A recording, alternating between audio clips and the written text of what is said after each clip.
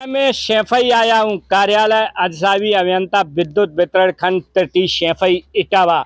मेरे पास किसान नेता हैं। मेरे पास प्रमोद जी जिला सचिव हैं, किसानों के नेता हैं। गाजीपुर बॉर्डर पर भारत सरकार से संघर्ष करते रहे। क्या किस लिए आज आप यहाँ शेफई में विद्युत कार्यालय पे आए हैं सर? क्या कहोगे, देश के सामने रखें? समस्या तो ये है कि एक लोग आए थे एक जगह उनकी दवा करने के लिए, वो दवा इंजेक्शन हो गया उनका। उसके बाद में आए इन विद्युत विभाग में। यहाँ पे बहुत बड़े पैमाने पे भ्रष्टाचार है। भ्रष्टाचार तो ये है कि लोग बिल जमा कर देते, उनको नोटबुक नहीं देते हैं। नोटबुक जब नहीं मिलता है दोबारा आरसी उन्हें घर पहुंचा दी जाती है कि बिल जमा करिए। तो 30-40% तो ये जेई वगैरह जो ठेकेदार लोग हैं ना, जेई वगैरह जो भी हैं, ये ठेकेदार से ले लेते हैं जो काम होता है हाँ, उसमें 40%।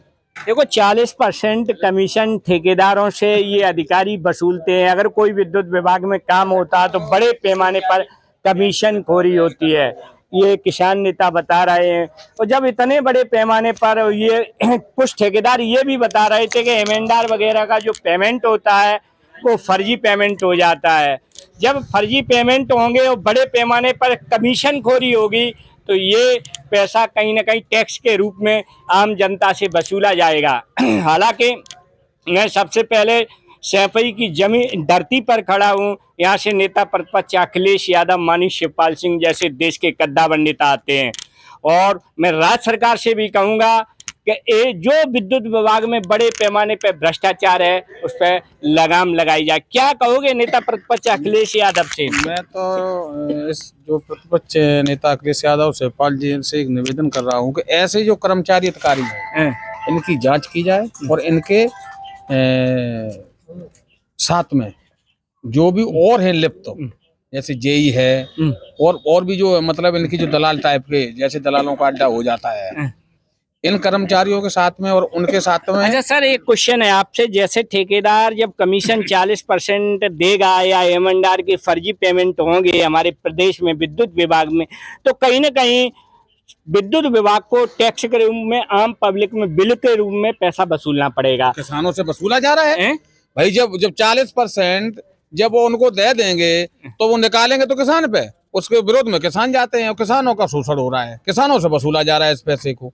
हम तो ये कह रहे हैं इस टाइम बड़े पैमाने पर जसवंत नगर इटावा में जो चेकिंग के दौरान पकड़ा दकड़ी होती है, किसानों को परेशान किया जाता है, लूटा जाता है। कैसे देखते हो? एक जगह पे एक एसडीओ साहब ने रात के 12 बजे छापा मारा ट्यूबवेल पे और उससे वही 30,000 रुपए पैसा ले लिया। बोले चलो तेरा काम खत्म, तेरा कोई मुकदमा नहीं होगा।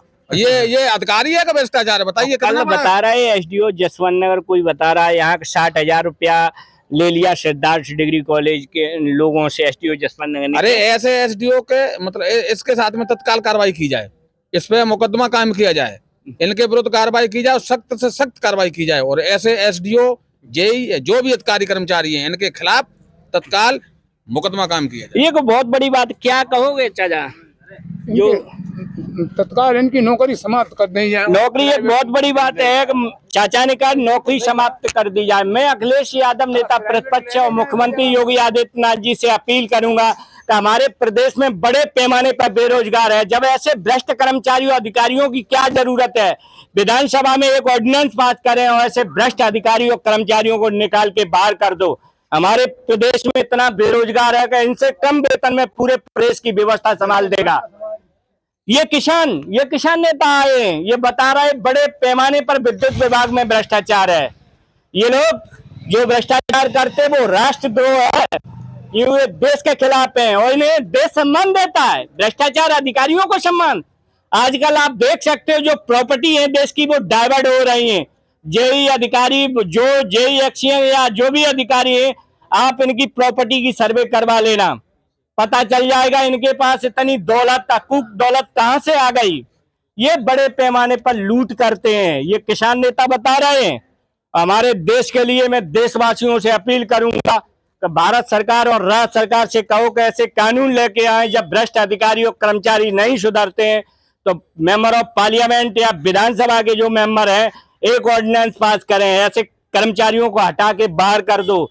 जब हमारे देश में इतने बड़े पैमाने पर बेरोजगारी है तो ऐसे गलत और अराजक तत्वों को क्यों कुर्सियों पर बैठा ले हो जो भ्रष्टाचार करते हैं?